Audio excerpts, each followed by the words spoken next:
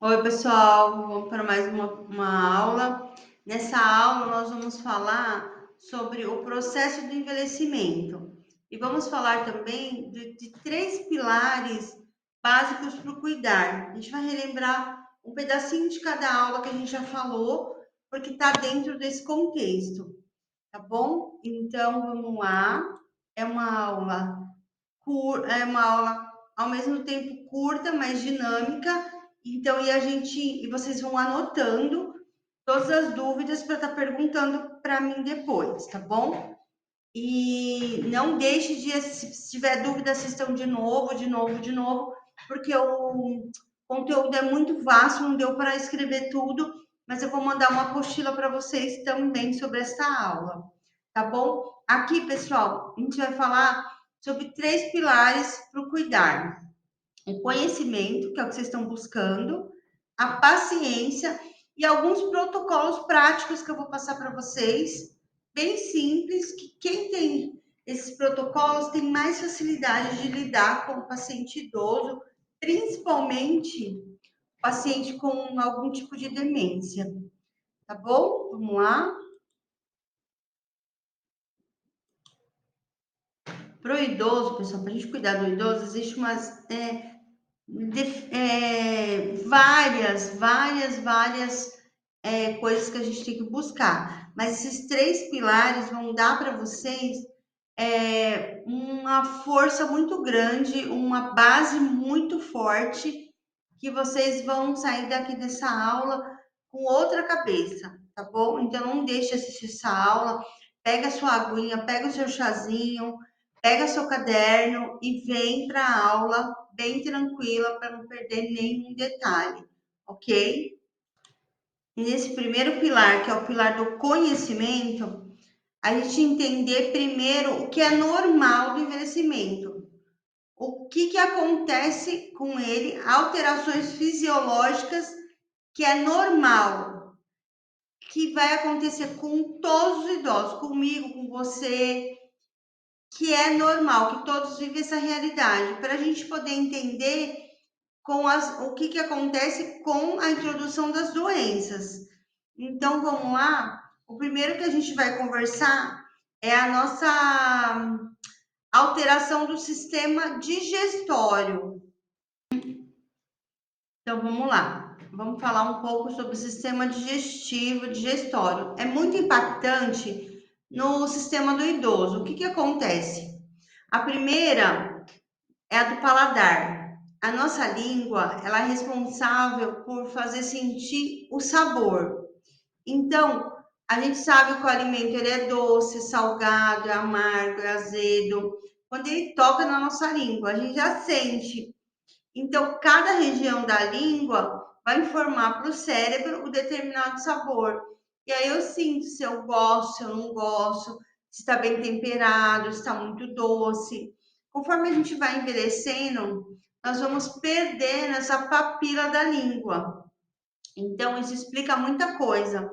Deixa de funcionar como deveria, tá bom? Eu vou tentar passar para vocês da forma mais simples, com a linguagem mais simples possível.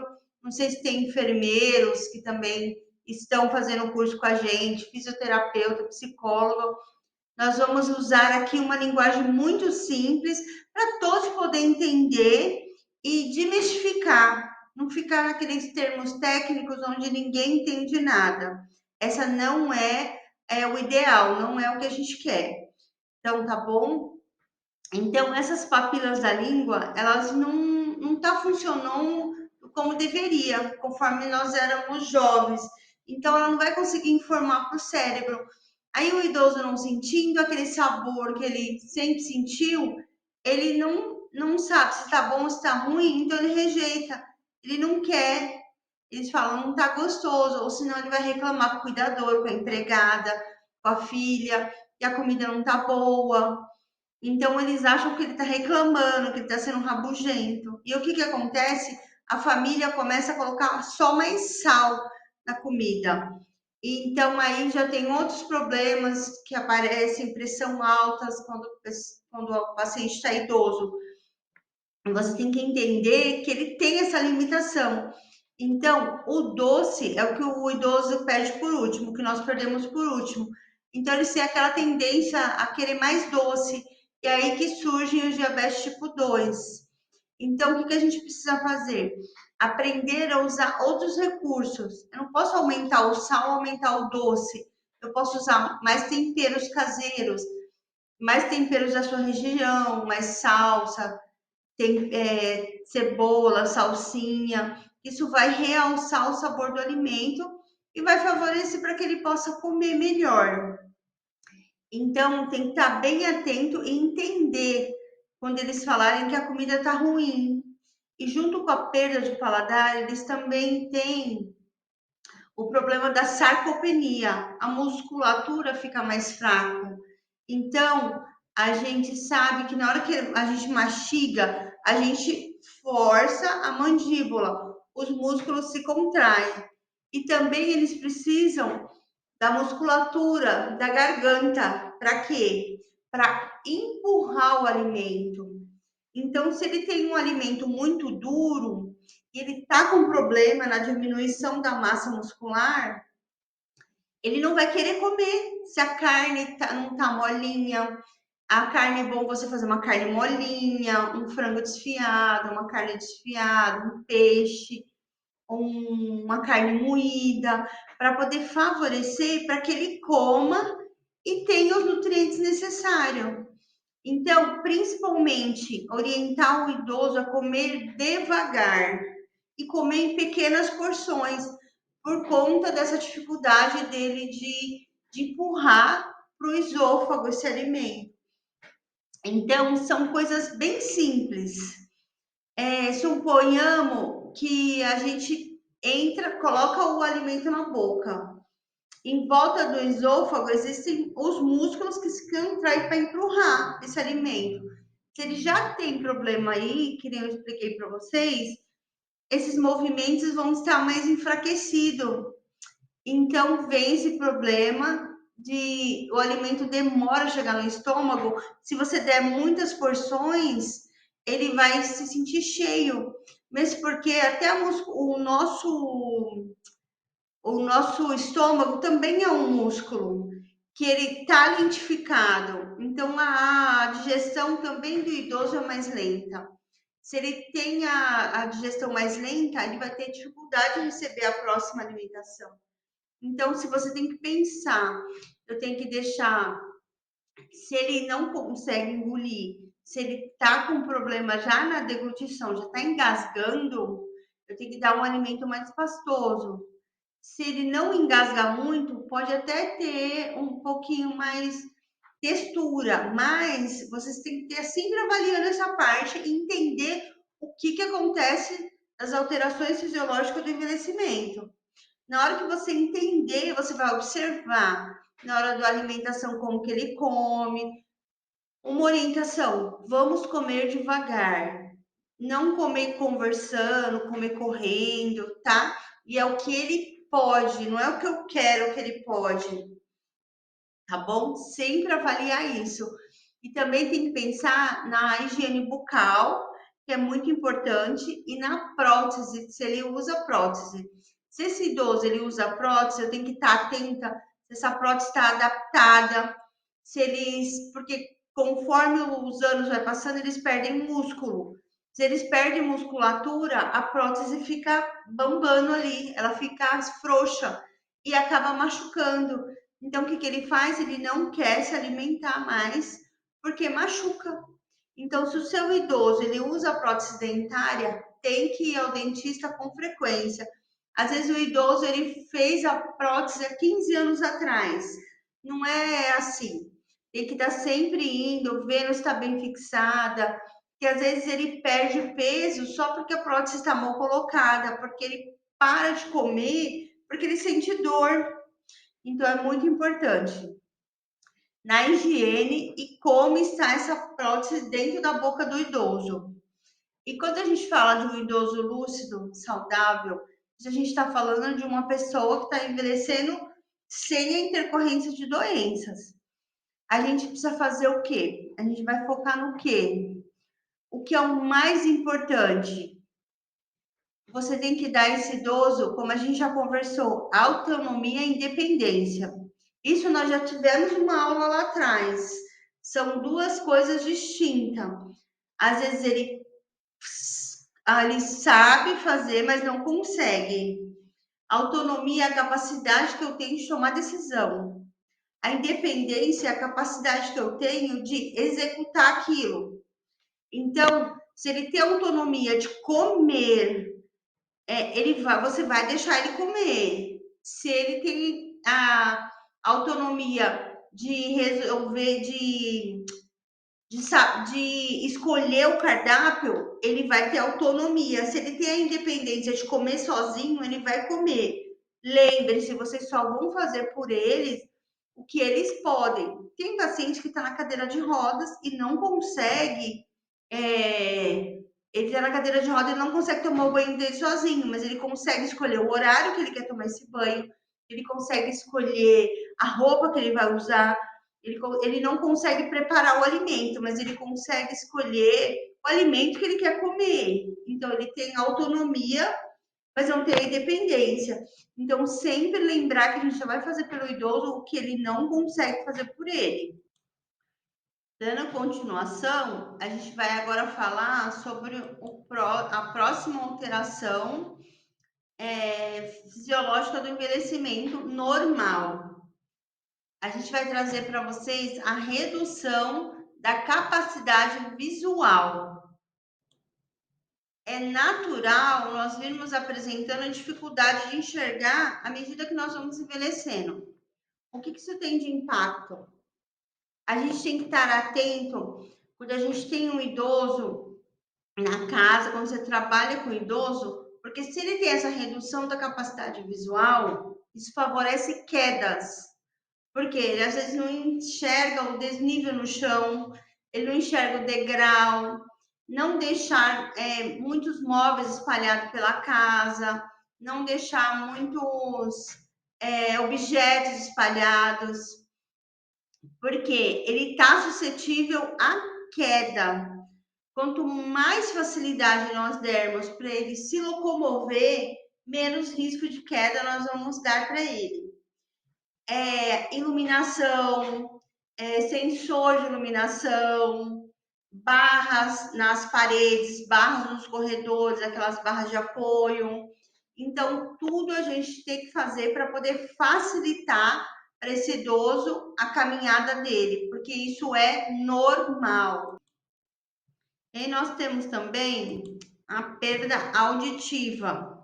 Todas as pessoas, quando vão envelhecendo, vai perder um pouco da capacidade auditiva. Isso chama presbiacusia, que é a perda auditiva. Ela também gera um impacto muito importante na vida do idoso. Por quê?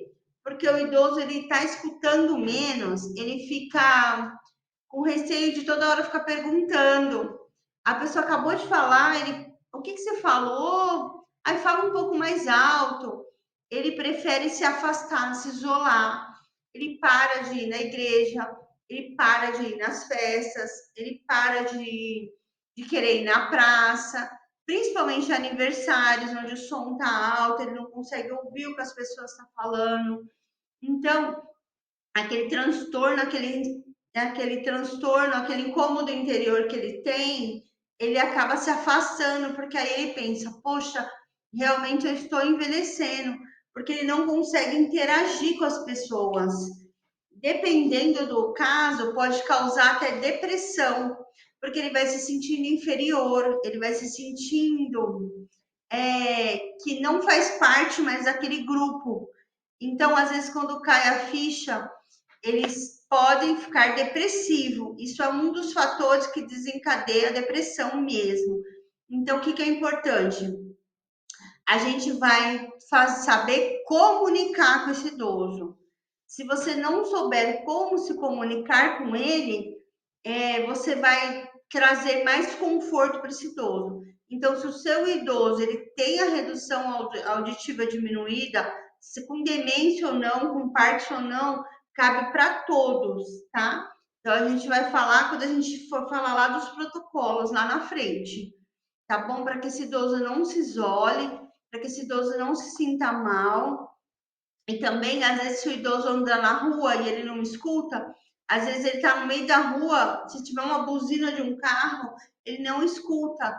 Então, se ele está com problema da capacidade visual e redução na auditiva, se ele não consegue ouvir e perceber que está chegando o carro, ele pode ter até ser atropelado. Tá bom, pessoal? Então, a gente vai falar agora um pouquinho da redução da massa muscular. A capacidade de ele ter força. Quanto menos massa muscular, menos capacidade de movimentação. Por isso que a gente fala muito do exercício físico, porque isso, a redução da massa muscular, ela se chama sarcopenia. E aí, consequentemente, a minha força, a minha capacidade de movimentação está reduzida. Isso justifica os movimentos mais lentos, a dificuldade de sentar, de levantar, de trocar de roupa, tem idoso que anda arrastando os pés, os músculos estão mais fracos. Então, idoso, desde criança, exercício físico deveria ser obrigatório, principalmente na velhice. Porque o que acontece com o cuidador que não sabe, não conhece que existe? Ele perde a paciência, tanto o cuidador como o familiar. Ele acelera o idoso em comandos verbais. Vai logo! Nossa, que moleza! Não é porque ele não quer ter agilidade, ele não está fazendo o corpo mole. Ele está com essa redução da massa muscular e, consequentemente, perde a força. Tem idoso que anda até arrastando o pé. Então, você tem que entender sobre alguns exercícios que vai ajudar esse idoso a melhorar essa redução da massa muscular, porque isso é natural do envelhecimento. Você, cuidador que está assistindo essa aula, e você for inteligente, você vai fazer principalmente a musculação, porque quanto mais a gente tem uma vida sedentária, mais a redução de massa muscular, porque você não vai ter reserva muscular. Se você faz atividade física no decorrer da vida toda, você ativa a vida toda, mais reserva muscular você vai ter. Então, é a capacidade de ter força, de gerar movimento. Então, a atividade física é importante ao longo da vida. Se é um idoso que sempre for mais parado, ele vai perder essa força muito mais rápido. Então, às vezes, tem pessoas que falam, ah, mas eu tenho um idoso com 80 anos que é ativo, e vai ver idoso com 65, 70, 68 mais lento, porque tudo isso também depende da condição de vida dele, de tudo que aconteceu com ele. Nós envelhecemos do jeito que a gente viveu. Então, da forma como você fez as coisas a vida toda, você vai continuar fazendo. Isso lá na frente vai refletir. Agora, por exemplo, se você teve uma doença, é diferente. Mas a gente está falando de alterações fisiológicas do envelhecimento normal, ok? Deu para entender mais ou menos o problema da redução da massa muscular. Aí nós vamos falar também da perda de massa óssea. O que é isso? Dentro dos ossos tem células. Então nós vamos perdendo essa célula. As células que tem lá dentro, elas dão sustentação para ele ficar firme, rígido, capaz de suportar peso. Às vezes tem crianças que bate, cai e não quebra, porque o osso é mais duro, mais denso. Conforme os anos vai passando, eles vão perdendo essas células. Às vezes eles desenvolvem até a osteoporose, a redução das células no interior do osso. Então o osso vai ficando mais frágil. Aí o que acontece? Além de o músculo já não tem força, ele apresenta o osso mais frágil, isso favorece as quedas. Aí o que acontece? Às vezes o idoso cai e quebrou o osso, mas às vezes o osso quebrou primeiro e depois ele caiu. Então ele não tem força e agilidade até para andar, que nem eu falei para vocês, o pé anda arrastando, ele não tem força nem de levantar o pé. Quando esse idoso já está nessa situação, ele precisa ser assistido por uma nutricionista, pelo geriatra, pelo profissional educador físico, porque ele precisa praticar exercício físico para a condição física dele, entendeu? Porque senão o osso vai ficando tão frágil que às vezes só dela sentar e levantar acontece de o osso quebrar. Então esse idoso ele precisa de cálcio, ele precisa tomar sol, que é a vitamina D, porque não adianta ele só tomar o sol e não tomar o cálcio e não tomar o sol. Mas só que o sol é bem complicado, porque depende da incidência dos raios, do horário que ele vai tomar. Então, o bom também é tomar a vitamina D associada ao cálcio, uma alimentação balanceada e também a vitamina D com a vitamina K2 MK7, porque a vitamina K2 MK7 é o GPS que vai levar o cálcio dentro do osso. E a vitamina D que vai facilitar todo esse processo, tá bom? Bem resumido para vocês. Então, é cálcio, vitamina D e a vitamina K2 MK7. Aí você fala assim, nossa, mas acontece com todos? Acontece com todos. Cada um no seu tempo, mas isso também depende do estilo de vida, como ele vem se cuidando, tá bom? Então, isso é muito importante. É muito importante a alimentação, cálcio, vitamina D e a vitamina MK2, K2 MK7, ok, pessoal? Aqui já deu para a gente entender mais ou menos as alterações no corpo do idoso. Então, vamos falar de novo o que é o mais importante e fundamental. Eu sempre tenho que dar para esse idoso, vou falar de novo. Autonomia e independência são duas coisas distintas. Parece ser a mesma coisa, mas não é. Autonomia é a capacidade de tomar decisões, saber o que quer fazer. A independência é a capacidade de executar, de conseguir fazer as atividades. E é uma coisa que você sempre tem que estimular. Exemplos muito claros. Às vezes tem pessoas que são empresários e ele pode administrar a loja, a empresa, numa cadeira de roda. Mas a cognição dele é muito boa, a autonomia dele é boa, mas ele não tem a independência. Ele às vezes precisa de ajuda para o banho, precisa de ajuda para comer, mas ele tem autonomia para dar ordens, para administrar. E tem pessoas que às vezes têm problemas de demência, algum problema de cognitivo, e ele não tem autonomia para poder tomar decisões de escolher a roupa que ele vai usar, de escolher a comida que ele vai fazer, mas tem a independência. Se você está ali do lado dele, ele vai tomar banho, ele consegue tomar banho. Ah, toma um sabão, se lava, agora vamos tirar a roupa. E sempre dá comandos verbais simples. Sempre falar assim, ai, vamos para o banheiro, agora vamos tirar a roupa para o banho, depois eu vou ligar o chuveiro, depois toma o sabonete, agora o senhor lava embaixo do braço, vai se lavando. E se você precisar pôr a mão nesse idoso, sempre lembrar que você tem que pedir licença e sempre explicar para ele o que você vai fazer. Olha, agora eu vou lavar suas costas, eu vou lavar o seu cabelo. Sempre ter esse cuidado de nunca tocar no idoso sem antes pedir licença e avisar ele, ok? Essa é uma parte que a gente já deu uma aula sobre isso, mas eu acho que isso daqui tem que estar bem claro para vocês, tá bom? A gente vai para a próxima aula. Até lá, deixem as dicas de vocês, depois eu vou deixar os slides para vocês aqui embaixo com a apostila, tá bom? Até a próxima aula.